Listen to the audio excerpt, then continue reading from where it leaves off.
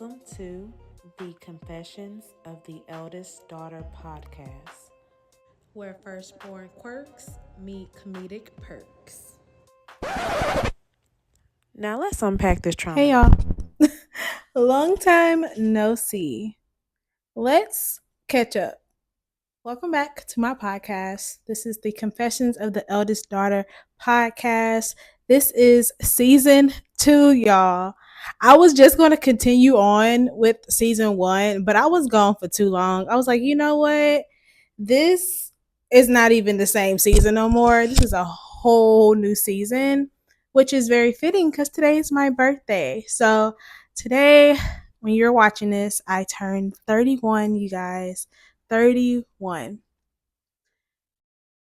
I want to reflect on how year 30 was for me and how year 31 will be going forward. Because believe it or not, I still don't know what the fuck I'm doing. I'm just being honest. So let's do a quick life update, y'all. I was gone for a minute. I think the last time I uploaded was in March. So that means April and May, y'all didn't get no episodes. And honestly, I was not in a good space. I have been battling with my mental health, you guys. And you would think when you get older, it gets better, but like it really don't. At least not for me. I feel like the older I get, the more I learn, the more that I'm discovering about myself. And it's really just a never ending healing journey. And I'm trying to just figure out personally, like what it is I want to do, what's my passion, what it is that I really just want for myself. And it's hard to do that when you're usually the person who has it all together, usually the person that has all the answers. And for once, I don't have the answers. And a part of me kind of used to beat myself up about that because I felt like this is something I should have figured out in college or in high school or just in my 20s. But in my 30s, I'm still learning new lessons. So I was really just battling that and just trying to see what it is that I really wanted to do. So I had one job position that I was making a lot of money in, but it was draining me mentally and physically. Um, I think I told you guys, if I don't remember, I have to go back and watch some episodes, but I was admitted to the hospital the week of Valentine's Day, and I that was like a health scare for me, but it kind of put things into perspective for me anyway. Um, not to get like super dark or anything, but it was just one of those things where when I was filling out the paperwork and they were asking me all these questions because we didn't know if I was gonna have to have surgery or not in my brain. um they were asking me like, oh, like, if something happens, like who are you gonna leave your stuff to, like, or who's your emergency contact. Like they're asking me all these questions that I never really thought about because I I guess nothing this serious had ever happened to me. And I was just like so numb to it, to the point I was just like, I don't even care. Like, I told my mom was just like, why do you talk like that? Not that like I was suicidal or anything. But it was more so like I felt like if that was my time to go, then that was just my time to go. Like I had did everything. Like there was nothing left for me to really do. Um and it kind of made me have to rethink of what my purpose was. And I remember saying like, oh, well, if I pass away, just give all my stuff to my sister and y'all can sell everything else and that's fine. Like I'm ready to go. And my mom was like, why are you talking like that? And I was just like, because I've done everything. And I felt like, which is sad now thinking back about it, like it's really a sad thing to say because while I felt like at that time I had just done everything, I can now say I feel like my life is just now starting. I had to take a break. I didn't want to cry on camera. But one of the reasons I took a hiatus from this podcast is because I didn't want being the eldest daughter to be like my whole personality. Simply because I'm still healing from that title, I guess. So basically, when I was in a hospital and I was saying like, oh, okay, like whatever happens, happens. Like I'm ready to, you know, go. Not go, but like if it happens, it happens. Um, it was because I just felt like, okay, like I did everything right. Like I did what I was told. I was, a good child, obedient child, made good grades, went to school, went to college. My siblings are grown now. And here I am, 30, still single, no kids. And while I'm not really sad about that aspect of it, it was kind of like, well, what is left to do? And I guess that was just me struggling with my purpose. And I just feel like that's okay when you're my age. I meet people all the time, which I'll get into that of why I'm like okay now and why I'm back on the podcast. But at that time, I was just like, I have no purpose. Like God can take me now. And like I said, I wasn't suicidal or anything. I was just kind of just tired of being tired. And I just felt like I had done everything. I felt like I had nothing left to offer. I wasn't being courted. Like everybody I was dating, it wasn't working out. I realized at that point I kind of didn't want kids. And I was just like, I've done everything but see Beyonce. So what left is there to do? And I hate to say that because that sounds very depressing, but that's just how I was feeling at the time. So fast forward, I was working a job, hated it, drained me completely. Quit that job, got another job that next week. This job, I was making more money, but it was more pressure and it was worse for my mental health to the point where I was waking up every day like on the verge of crying and tears because I did not want to go to work. And once I got there, like it was okay, but it was a different type of environment that I wasn't used to. It was giving very much mean girl environment, and that just wasn't where I felt like I could thrive in. And I didn't want to be a part of that, if that makes sense. So I up and quit that job too with no backup. And this is what I've been learning so far with that.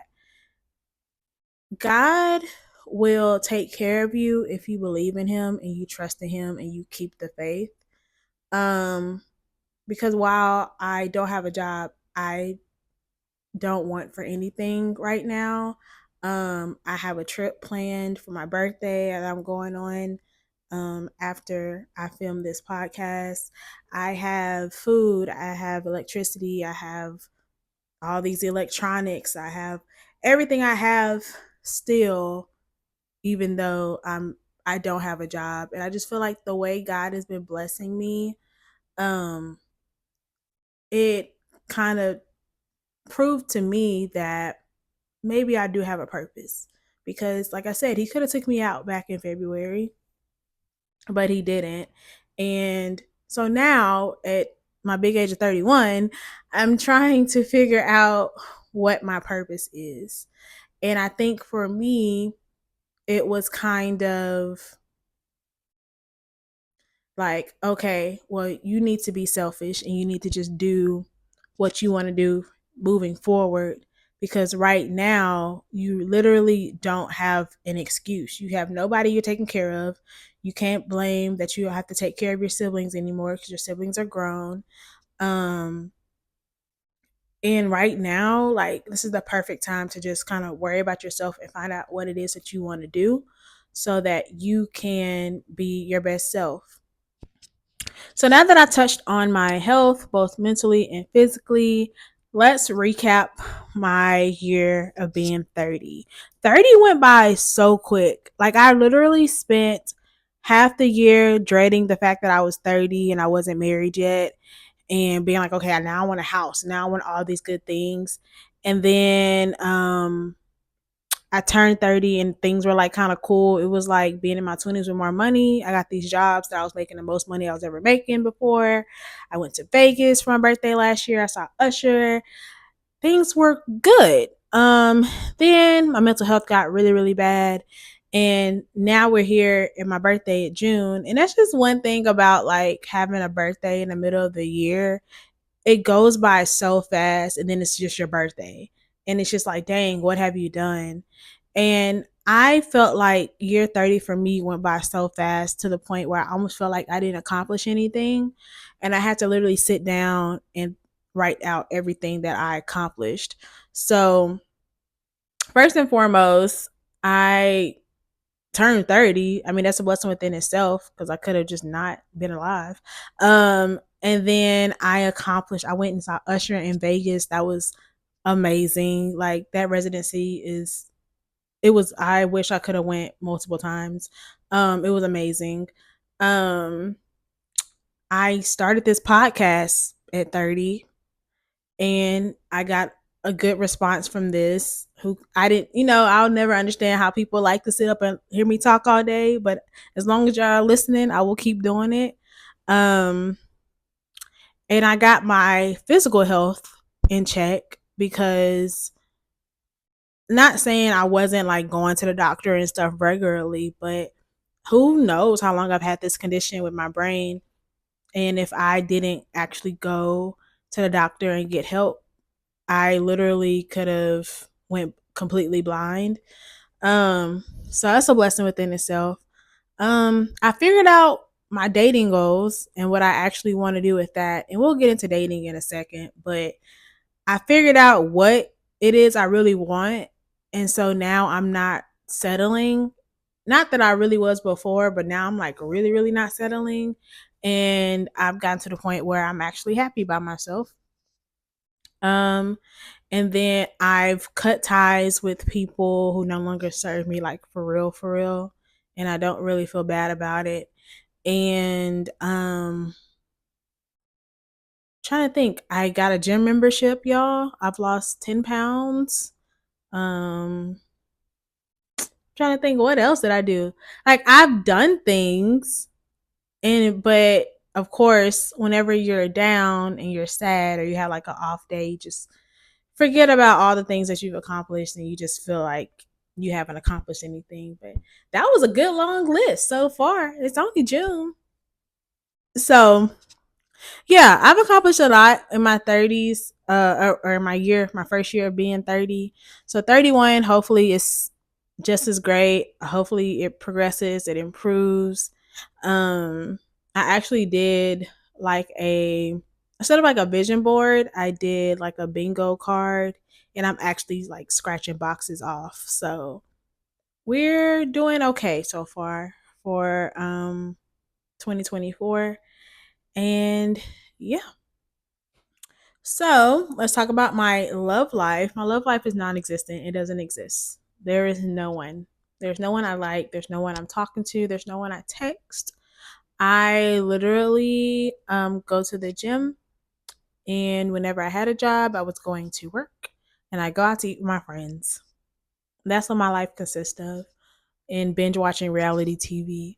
Now, granted, yeah, I can go outside and I can try to meet people, but realistically, and this is just for me, and maybe this is just how strong my faith in God is, I'm not going to go to a club so I can meet somebody when I know I don't regulate at the club.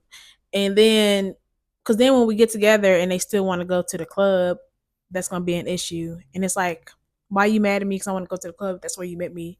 You know what I'm saying? So I'm not going to do things out of my ordinary schedule to, I guess, get different results. Like, I should be able to just go to the store and go to Walmart and meet my husband. I should be able to go to the post office and meet my husband. Like, if it's aligned and God has that for me, then He will bring me my husband. But also, it's just like marriage is scary. Like, to be like stuck with somebody. I mean, granted, you can get a divorce, but it's like, who gets married to get divorced? Like, that's not something I want to do. And it's getting to the point though where I've been like so alone for so long that it's kind of scary to like think about one day sharing my space with somebody, or like having a little child running around calling me mommy. Like, think about like the worst day you've ever had, and then you come home and then you gotta feed a child and somebody calling you mommy. and shitting in a diaper and shit. Like that would be my 13th reason why. So I just feel like, and there's no shade to people who have kids. I just, y'all are the real, like, strongest soldiers. I just don't think I'm that strong enough. And maybe I'll change my mind. I mean, granted, when I get older, well, not older, because I am older, but whenever I meet my person, they'll probably want a kid and then we'll revisit this. But as for right now and how I am right now, I'm so happy to be alone because mentally, I don't think that I have the capacity to take care of someone else right now or to be concerned with someone else right now. Now, with that being said, I do like want companionship, intimacy, all of that. But at the end of the day, like, I thank God, like, no one is cheating on me, no one's abusing me, no one out here got me looking stupid, you know, and it's peaceful. It may be boring, but it's peaceful. And I think sometimes you just gotta enjoy the moment and enjoy the fact that it's quiet right now. I love silence. I hate loud noises. The older I get, the more I hate loud noises. And so I appreciate coming home to a quiet home. I appreciate if I want to just have sleep for dinner, I can just go to sleep instead of having to cook. Like, I appreciate all of those things. And I think that it's important to get to a point where you're okay by yourself so that whenever you do meet someone, they don't become your like, I mean, they can be a priority, but also you don't just like worship them and they're literally just like an addition to your already great life and not like your whole world, you know? That's just me. Whoever comes in is gonna have to be super, super special, super intentional because I don't really play about me. And it took me a long time to get here. And yeah. So good luck to that man, whoever that may be.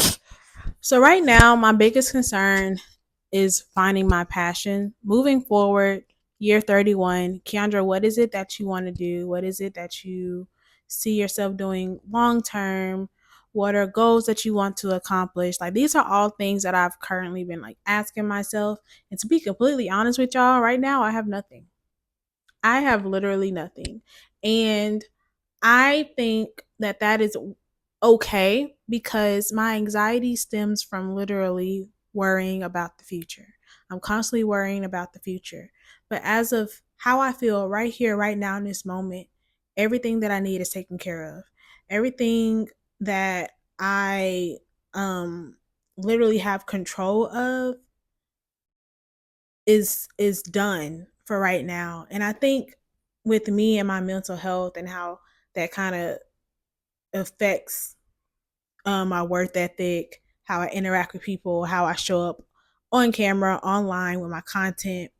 I just got to focus on how I feel right here at the moment. Because if I think about a month from now, 3 months from now, even though I'm a planner, I am a type A person, all that makes me do is have anxiety because I'm a control freak, like literally. So I want to just improve my mental health. That's the only thing that I know for sure that I want to do. I want to work on, I want to improve, progress. And I feel like it's going to take one day at a time. Right here, right now, I can't think about 3 months from now. Right now, I can just think about tomorrow. That's all I have the energy to think about is tomorrow. And tomorrow, what I'm gonna eat for breakfast. That's as far as I've gotten. And I think just taking those baby steps have helped me and helped my anxiety. Everyone's like, how do you do it? Why are you still doing this? Why are you going out to eat? And I never forget when I quit my job, went out to eat with my friends the next day. They were like, Kendra, why are you still going out to eat? And I was like, because I'm happy. Like, that's one less thing I have to worry about. Like, yeah, I probably should save this money, but right now I got it. So let's go to Chili's. Like, that's how my mind has been working. And like I said, God has been providing for me since the day I quit that job. So it's for me, it's just trusting God and working on my mental health. Like, that's kind of the one thing I'm kind of excited for. moving forward, it's just to see how I am now, a fresh 31-year-old, and 6 months from now, being like, dang, I remember when I didn't have a job 6 months ago and I was just winging it in life, but I was happy.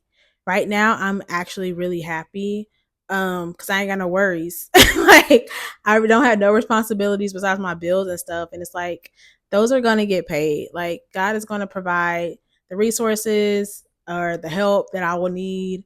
I'm a smart girl. I figure it out. I do make money from social media. So even though, right now it may look like there's no way, I've been rock bottom before. I've been down and out. I've been broke before, and God has still made a way. I have a video on my YouTube channel of how I manifested my townhome and my car. And I literally remember during the pandemic being completely broke, no job. I had just moved back to Texas from Atlanta. I was staying with my grandma and I was staying with my mom. And I think I was a substitute teacher. And I remember I went to go look at apartments because I could not stay with my mom no longer. I was ready to move. And I went to go look at a studio apartment because I felt like that was all I could afford. And I remember the leasing agent being so rude to me. Like, it's almost as if she just didn't want me to be there. And the studio apartment was ugly. Like, it was literally a box. It was ugly. The layout was horrible. And something told me to go next door. And the apartment complex next door, I actually had worked there years ago because I used to be a leasing agent. And I remember I used to tour um, these apartments and be like, oh my gosh, I wish I could afford to live here. And fast forward, I think it was like maybe 4 years later, I went and looked and I was like, can I see the townhomes? And they were like, yeah, go look at it. And that's when they was letting you like do a self lease, not self lease, but like a self tour because it was, pandemic. And so they just gave me the keys and I went and looked at this townhome. And then I was like, they were like, well, if you want it, you can apply, blah, blah. And I'm thinking like, I didn't even, I barely, um, I barely was eligible for the studio apartment next door. So I know I don't qualify for this townhome. But I went ahead and applied anyway. And y'all, I don't even think it was 30 minutes later. I think it was maybe like 25 minutes. They sent me an email saying that I had got approved and that I could move in. And that is just so crazy to me how, you may settle for things and God would be like, nah, I have something better. And that's why I don't really worry about my situation now. So that's why I'm comfortable telling y'all like, yeah, right now I'm just kind of winging it at life because God has showed me time and time again that he will provide. And that's just where I am with my mental state going forward. Like I'm just winging it and trusting God. Like that's all I can do. So I'm trusting God with my finances. I'm trusting God with my love life. Whoever he has for me, he gotta be special. My husband has to be one of a kind. I know the man that God has for me, he's going to be a kind, gentle person. It was so funny because I was starting to think that he probably doesn't exist or maybe he's not black. I don't know.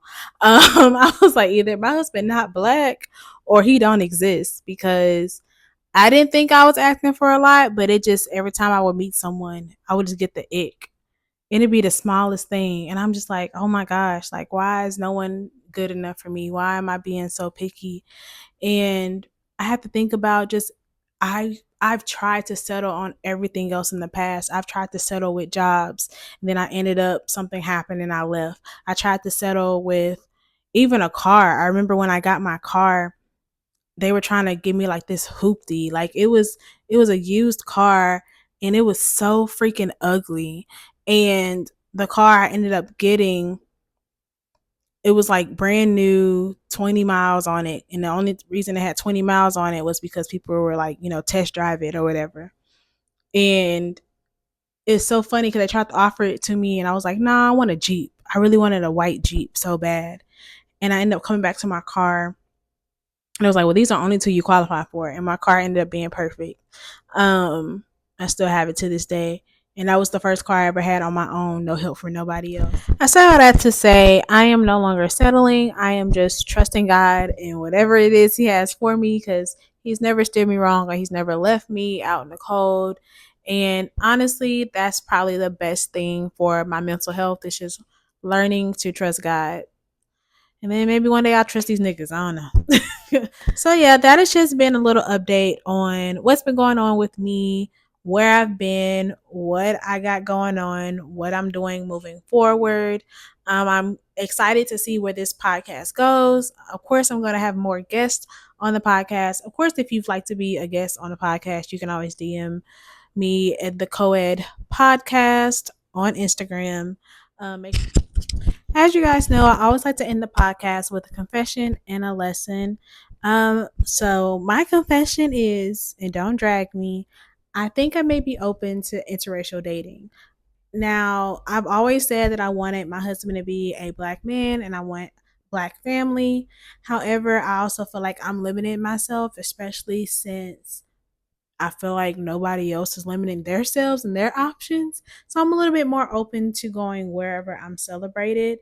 Um, I That's gonna take a lot. You're gonna have to be a I don't know how far interracial I'm going. Like I'm thinking more so like Afro Latina. Like I need somebody still ethnic, But I mean, hey, if a pasta and lobster come around and he want to treat me right and pay all my bills, then he can do that too. But yeah, that's something I never thought I'd be open to, and I'm open to opening my options a little bit. So that's my confession. Don't drag me, y'all. But I think that I got to stop being scared of doing things out of the box, because I feel like when you keep yourself, enclosed or sheltered a little bit, you can't get mad that you're getting the same results. And I've been getting the same results for the last 4 years, y'all. I've been single since the pandemic, okay? And while that's not my priority to get into a relationship, I also still kind of want that. So it's just like maybe I shouldn't just stick to just one group of people. I should just try and see. And whoever treats me the best, that's who's going to win. And the lesson that I've learned is literally just to trust God. I've been saying that throughout this whole podcast episode, just trusting God and believing in what He has for me and trusting that He has nothing but good intentions for me. And honestly, it was hard for me at first to release that control, but now I'm kind of at peace with it. And so far, so good. Like I said, I don't really have any issues. I don't want for anything. My health has gotten better. I'm a little happier. I have a little bit more mental clarity. And honestly, that's what we need. I feel like we as oldest daughters, we always say how we just want someone, or the perfect partner for us would be someone who just kind of takes over for us so we don't have to think and we can just turn our brains off. When in reality, we can do that with God. Like if we just put that same trust that we are looking to put in a man and God, I feel like we all would be okay. So I'm just letting God write my story. I'm just trusting God and believing that He will have the man for me, the job for me, the home for me, whatever it is He has for me to help me find my purpose of why I am here on this earth still. I'm just gonna just leave it up to God. And every day I just ask for God to show me why I'm here, show me my purpose, show me what you see in me. And God will reveal it to you. So that is my lesson. I want to thank you guys for listening to this podcast. Hopefully, it wasn't all over the place. It was a lot to catch up on. And I also want to just thank everyone for still listening when I go on these hiatus. I apologize for not being consistent. That's not like me, but also I want to come on here when I am at my best and not because I just feel like I need to put out content. Like I don't want my content to be all over the place. So hopefully y'all respect that. And feel free, if you have topics you want me to discuss, to DM me. Like I said, go follow us at COED Podcast on Instagram. And I will see you guys in the next episode. Bye.